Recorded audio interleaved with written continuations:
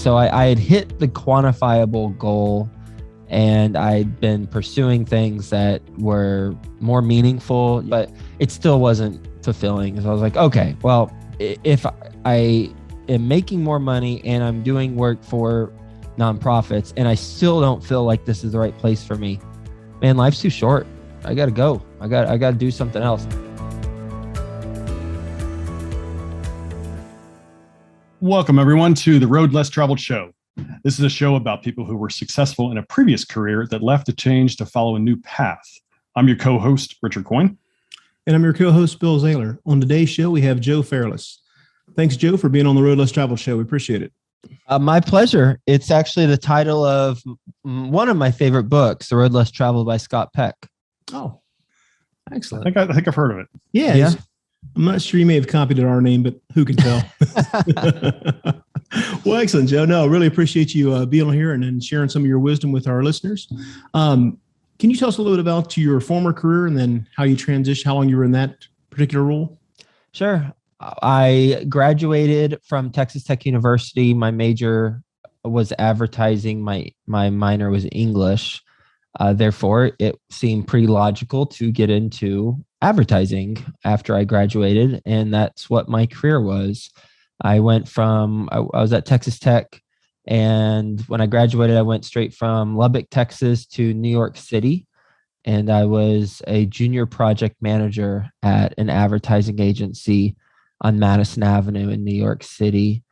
I was making $30,000. And when you factor in taxes and getting paid twice a month, it's about, I want to say $700 or $800 every 2 weeks that I was making. And that was about what my rent was. So there wasn't a lot of room to invest, certainly. So I was just focused on, paying off student loan, getting a beer every now and then, and working my advertising career. And I did that for about 8 years before I moved on. Right. Yeah. Well, at least New York City is known for the low cost of living standards. That's right. Yeah. Absolutely. Now, Joe, did you notice any differences between Lubbock and New York City? No, same exact city. Okay. It's crazy. Going from cows and cotton and West Texas dirt to, where is dirt in New York City? Maybe Central Park, I guess. You can go there. Yeah. There's no cows unless you're eating it in between two buns. And there's, there's skyscrapers and very little sunlight unless you're in between buildings or at a park. So yeah, and culturally, completely different. And I feel I've always been able to take perspective from where I'm at. And, there's a beautiful parts of, I believe, everywhere. It just depends on how you look at it and how you perceive those parts. And so I really enjoyed my time in Lubbock and also really enjoyed my time in New York. But when it's time to leave Lubbock or when it's time to leave New York, you really need to leave because those things that initially attracted you to those areas are no longer benefits. Right. Well, then after you'd gone through and your advertising career, what have you shifted to now? Your new path? Apartment investing. So I am an apartment investor. I buy value add apartment communities. We partner with accredited investors, and we improve the communities and make it a better living experience, increase the value, and then look to sell and make money when we sell. Mm-hmm. Great. Yeah. Sure. Joe, a couple of my neighbors are actually Texas Tech grads. So nice. Recom Tech. That's right. One of them has a flag outside in their front yard all the time. Yeah. So very cool. Small world. So Joe, in your previous career, is there something humorous that you encountered along the way that kind of made you, besides your meager income initially out of the gate, but was there something funny that, kind of made you scratch your head saying, why am I doing this? Yeah. I was working on things that didn't matter to me. I was working on social media campaigns for brands that, I just, it didn't matter in the grand scheme of life if those brands were successful or not. That's not going to make a difference in the world. And so I was just doing it over and over. And one of the things I did, you mentioned, humorous. Well, one of the things I did just to, enhance my own skill set was I took a stand-up comedy class. Okay. And I actually took an improv class because I wanted to get better at presenting. Or I started with improv. And they said, well, what are you here for? I said, I want to get better at public speaking. And they said, well, this is improv. It'll help you, but the bar is pretty low from an audience expectation standpoint with improv actors, because they know that you're seeing, this broomstick for the first time and you've got to go off the cuff. Mm-hmm. So they don't expect you to have a routine that's going to, give them belly laughs. But stand-up comedy, that's the next level, because you better make us laugh because you should have done your homework, and we better laugh every 7 seconds. And so I ended up taking a stand-up comedy class. And I, here's a wild fact. Jim Gaffigan? Yeah. He opened up for me during my first stand-up comedy act. Now the story behind that interesting fact is that it was all of us doing a stand-up comedy act who were in the class, and he just happened to show up that night because he wanted to work on his stuff. So he went first, so he didn't have to wait out past all of our, all of us trying to go. But technically, Jim Gaffigan opened up for me. Hey, there you go. That seems to make sense. Yeah. He was still working, come up and coming. You guys brought him along. And That's right. He had some bit about a Subway. His whole bit was about going to Subway and them making a Subway sandwich. It was kind of ridiculous. I doubt he ever did that bit again. I think he had smoked something before he got in there and was just talking about his just his latest sandwich experience. I was like, this isn't that funny. You're getting way too deep about like mayonnaise and mustard and pickles. Oh yeah.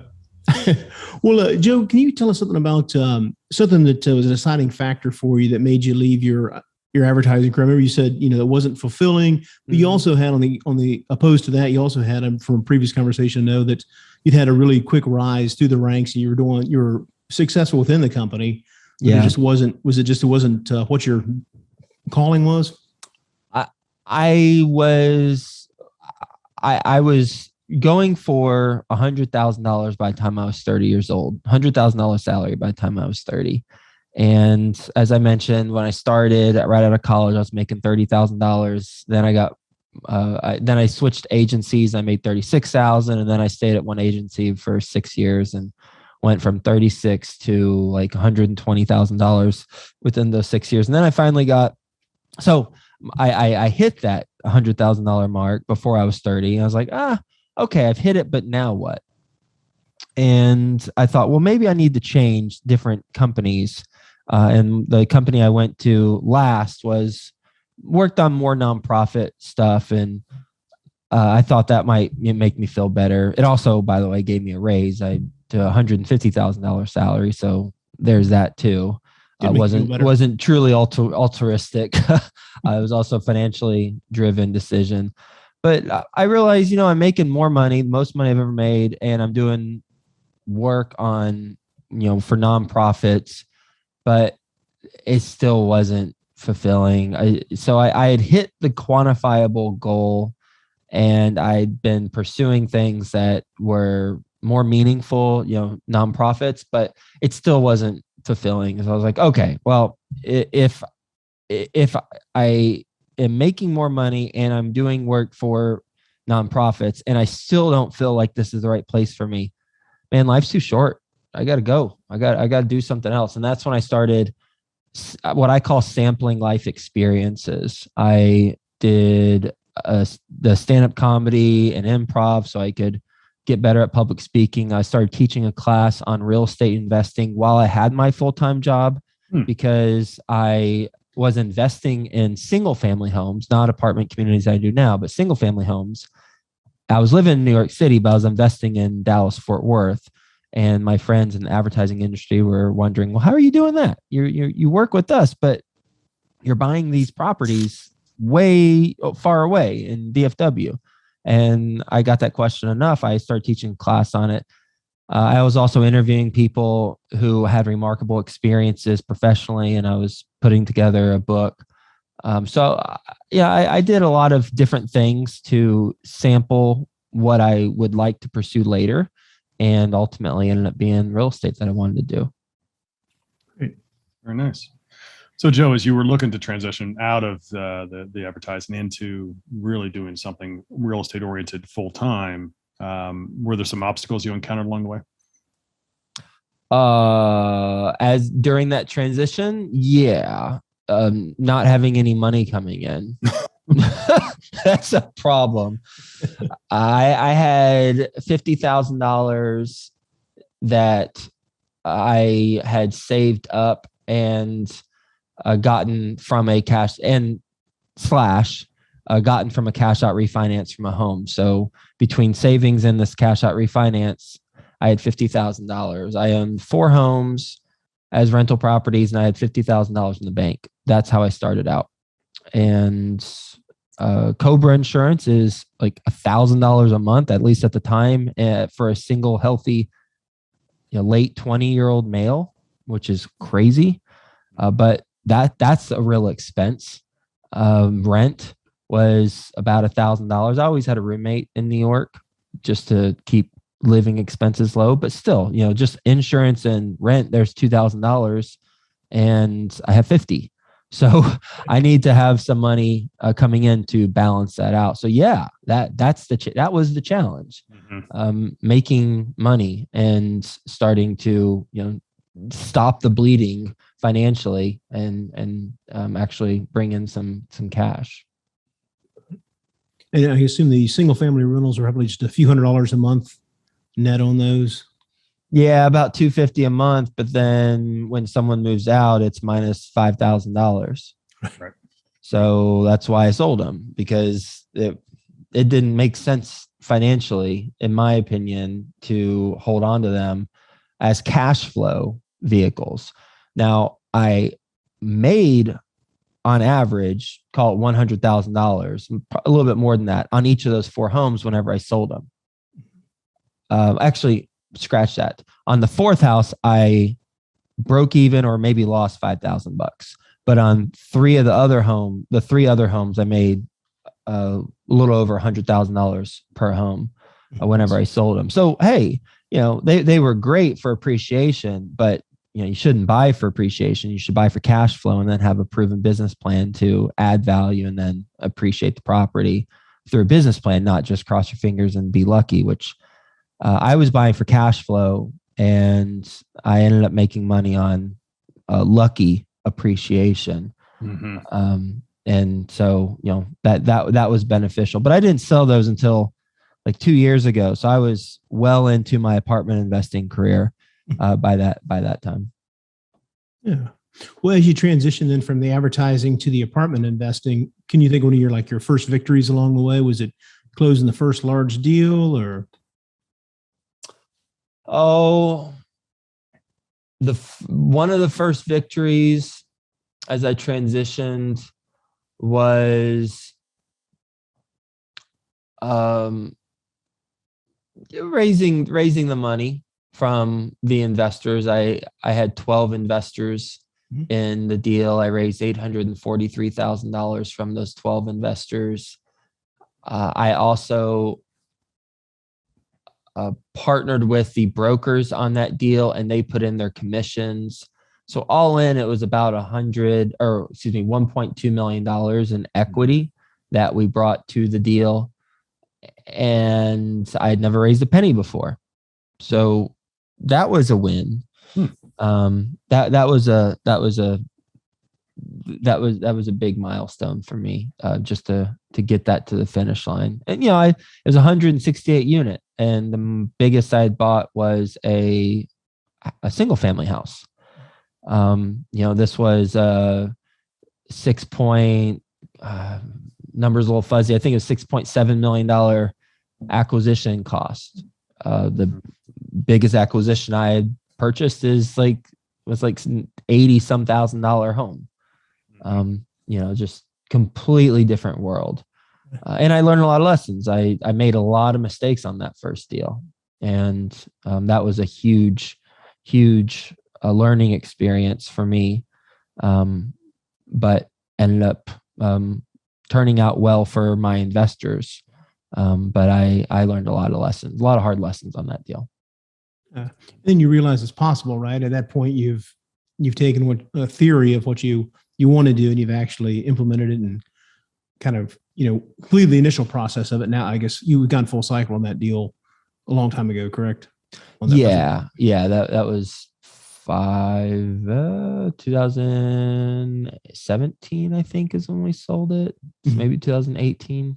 I saw it was possible. The biggest thing was I saw what I was good at and what I was not good at, as it relates to apartment investing. I think that's the key when you go into a new industry or new career, because it's new. It's important to identify all the areas that are required to be successful. And then of all those areas, write out all the different things that are required to be successful in that new industry or in that new career. And then of those things, which ones, if you're honest with yourself, are you really good at? What 2 or 3 are you really, really good at? And then the rest, you're either going to be average at or not good at relative to the competition. So not relative to where you think you should be, but relative to the competition, how do you stack up? And then what I learned is on that first deal, I did it all myself, and that was a mistake. Well, I'm glad it happened, of course, as most things that happen that are challenging for us, because then we learn from them. But I didn't do that again. I partnered with someone who had that traditional background and was really good at the things I was average at or not good at. I think that's the key to set ourselves up for optimal success when we transition to something new. It's like a cheat sheet. We're identifying those skill sets, and then we're bringing in partners who can help us along the way, and we'll go farther faster that way. Right. I've heard, obviously kind of 2 schools of thought. You've kind of heard that people say that, what you're weak at, you should practice to bring it up to, bring that level up. No. And others are more like what you're saying, that you want to focus on what you're really good at and excel and bring other partners in from the other side. You have to be competent in all the areas. Right. Like I don't want to dismiss that. Like, you've got to be able to have a conversation and know what's going on. But no, it's dumb to try to make all your weaknesses areas of strength. That's just stupid. It's an inefficient use of time and energy. It's a terrible idea. Again, we've got to be competent in all the areas. But we're all here. We all have gifts, like just maybe 1 or 2 gifts. So focus on your gifts, triple down on the gifts that you have, and then bring on team members who are gifted in the other areas you are not gifted at. Would you rather have 3 people each focusing on areas that they're incredibly gifted at, that are rocking and rolling, or, one person trying to do all the different stuff that he or she isn't good at? It's a recipe for being mediocre at best. Yeah. It makes me think of the Henry Ford story. A bunch of journalists or whoever were chewing on Henry Ford and saying that he was an ignorant man and that he didn't know a lot. So he brought them all in, and they asked him a series of questions. He just picked up the phone, and then had all of his advisors come in and give all the answers. So what did he do? He was a brilliant man, but at the same point in time, he surrounded himself with people that were smarter than him to be able to handle those different areas. He leveraged his team to be able to drive and grow and be forward. And then he capped it off with something I love to say, and that is that that freed him up to think. And thinking is the hardest job there is, which is why so seldom it's done. By why so few people do it. So I haven't heard that story. Thank you for sharing that. Yeah, it's a pretty cool story. Yeah. So Joe, in your new career, is there something you've encountered that's been a funny story you can share? I know I'm sure it's probably when you do your stand-up routines for investor dinners, right? Well, just to be clear, I don't do stand-up comedy. I just took a course. And it culminated in me doing it at performing at Gotham Comedy Club in New York City, and then I did it at I think 2 other times. Sounds like a pattern. Yeah, no, that was 10 years. That was like 10 years ago. Well, the one I did it at 2 other times. I think it was 2 other times. That club shut down shortly thereafter. So they're like, we don't make any business bringing people like Joe. So I pretty much bankrupt a local business in New York City. Sorry. I can't remember the name of the club, but funny story. I mean, I'd say when I can't think of a funny story in this business. I can think of just crazy stories, and because you're dealing with residents and you're dealing with bed bugs, and back when I was on the early properties, I remember going into a unit, and it was a hoarder unit, and the trash was piled up knee high throughout the 900 square foot apartment, and there was poop and all sorts of poop from different things, and dead animals and all sorts of stuff. We had to bring in a hazmat team to clear that apartment out. I mean, just crazy stuff. I remember one, and this is the first property I bought, I'm thinking of, with the hazmat scenario. The other one, a bed bug scenario. I had an inspector look at an apartment, this apartment community, the very first one, and I said, "Man, you've got there's bed bugs in 20% of the units." And I talked to the owner. He said, "We don't have a bed bug problem." I said, "Well, that's what this inspector told me." He said, No.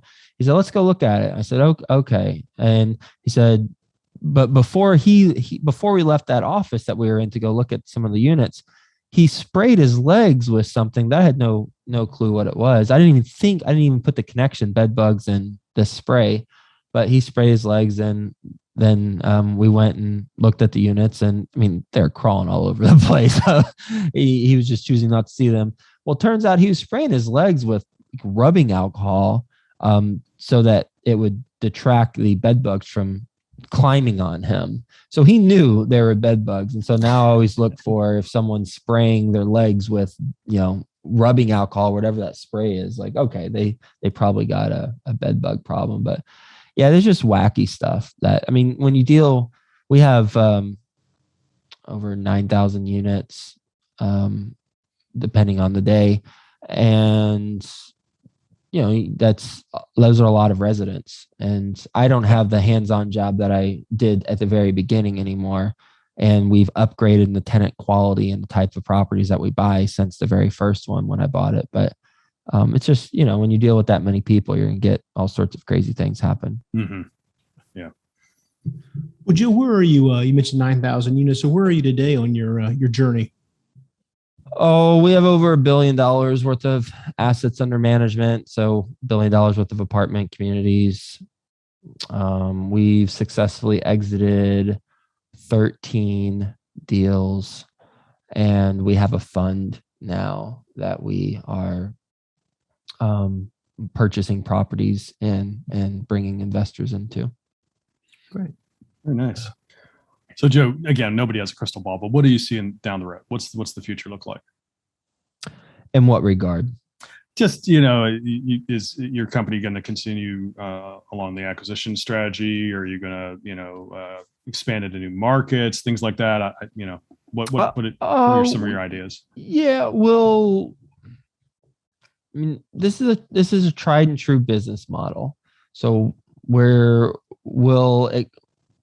already in Dallas, Fort Worth, Tampa, Orlando, Jacksonville, and Atlanta. And those markets have a lot of inventory. So we'll continue to grow in those markets. We'll continue to stick to the business plan that has performed so well for our investors and us.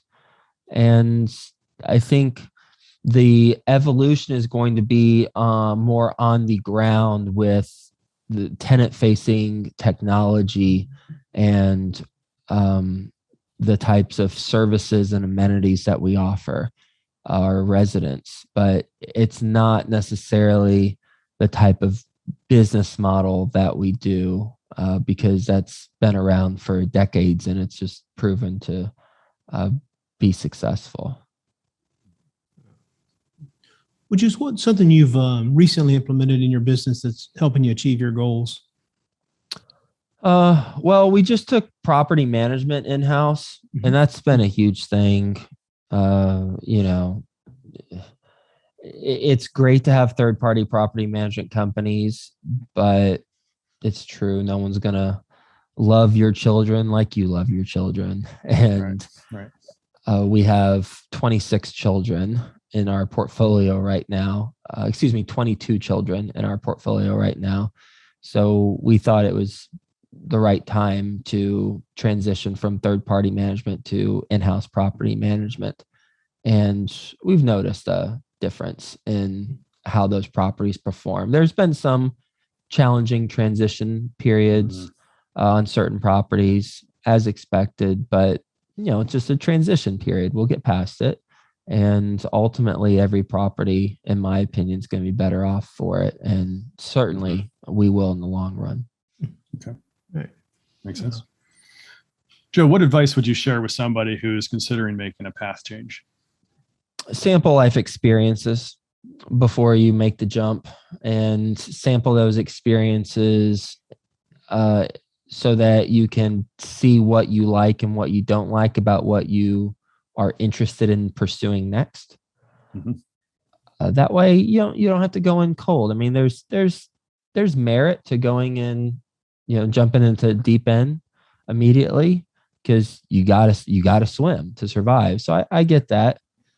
But with all the resources that are available, reading books, attending seminars, virtual seminars, speaking to people who are in the industry, jumping on Zoom calls, volunteering for certain things. I mean, that's the best approach, in my opinion, is go talk, go read, go do, volunteer, and do stuff in this industry that you're looking to pursue next, and then see what you like about it, see what you don't like about it. And then you can be more strategic about how you leave. That makes a lot of sense. I mean, I can't think of an example for somebody in the career, but I can certainly say that I've heard of people who have, I guess in a way, the connection is there. Somebody who's, I want to go into this particular field, and they spend years getting a degree or an advanced degree. And then all of a sudden they're like, I hate it.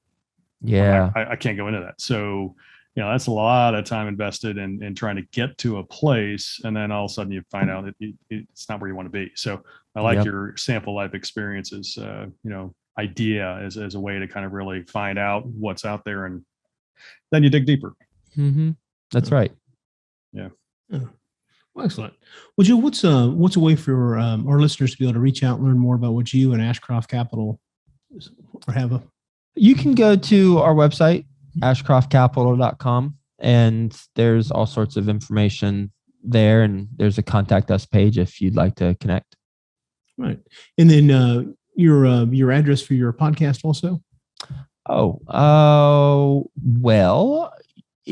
podcast is Best Real Estate Investing Advice Ever. So it's wherever you listen to podcasts or however you listen to podcasts, just Best Real Estate Investing Advice Ever. Or you can probably put my name in your podcast app. It's a daily real estate investing show where it's interview based like this one. And it's the longest running daily real estate investing podcast in the world. I've had a daily episode for every day for the last like 2,300 days. And I personally don't do the interviews every day anymore. They're batched out. And other people on my team do, but I do about 6 interviews a month, and keep the machine moving. So it's primarily commercial real estate focused, for active and passive investors. So if you're looking to passively invest in commercial real estate, then this is a podcast for you. If you're looking to actively invest in commercial real estate, this is a podcast for you. If you're looking to get into single family homes or something else, it's not the right podcast for you. Great. Yeah, we'll link all that in the show notes below also, Joe. Thank you. Yeah, absolutely. We really appreciate you being on the Road Less Traveled show today and sharing your wisdom with us and our listeners, and wish you continued success. Cool. Well, thanks a lot. I appreciate the invite and being on the show. Joe, thank you for being on. Really do appreciate it. We'd also like to thank our listeners. We certainly please give us a 5-star rating. We want to continue bringing you great content from folks like Joe Fairless. And again, thank you, Joe, for being on. And we'd also like to thank Park Capital Partners for sponsoring this. Remember, folks, the road less traveled may be calling you. We recommend that you listen and take action. Thanks for joining.